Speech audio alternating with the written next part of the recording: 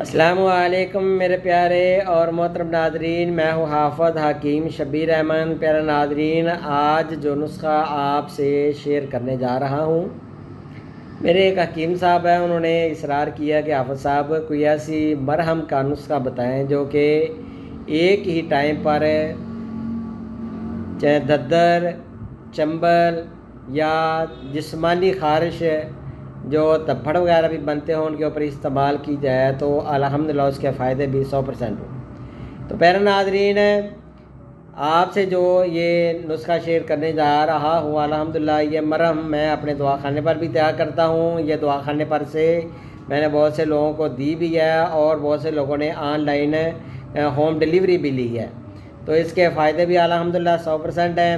وہی نسخہ آپ سے شیئر کرتا ہوں جو دواخانے پر آزمایا ہوتا ہے۔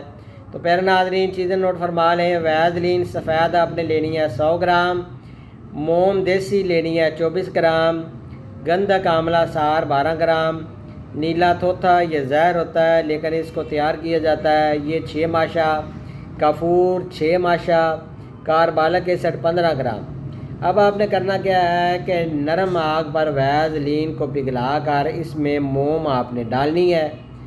جب یہ پگھل جائے تو گندھک آملہ سار کا صفوف وہ آپ نے اس میں ڈال لینا ہے۔ پھر نیلا طوطا جو کہ تیار کیا ہوگا وہ آپ نے صفوف اس کے اندر ڈالنا ہے۔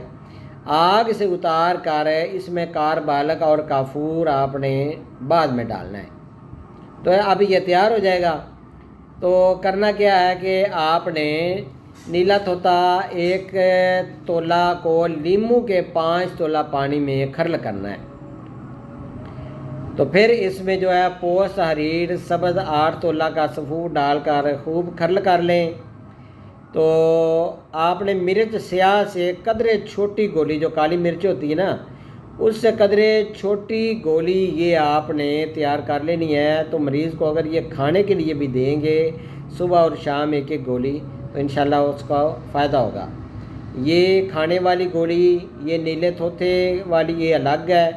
اس میں لیموں کا 5 تولہ پانی یہ آپ نے مکس کر کے تیار کرنی ہے۔ باقی جو ملہم کا نسخہ ہے وہ میں نے اوپر بتا دیا ہے کہ کاربالک جب آپ اینڈ میں ڈالیں گے تو وہ نسخہ وہ ملہم تیار ہو جائے گی، تو مریض کو آپ استعمال کے لیے دیں گے تو انشاءاللہ فائدہ ہوگا۔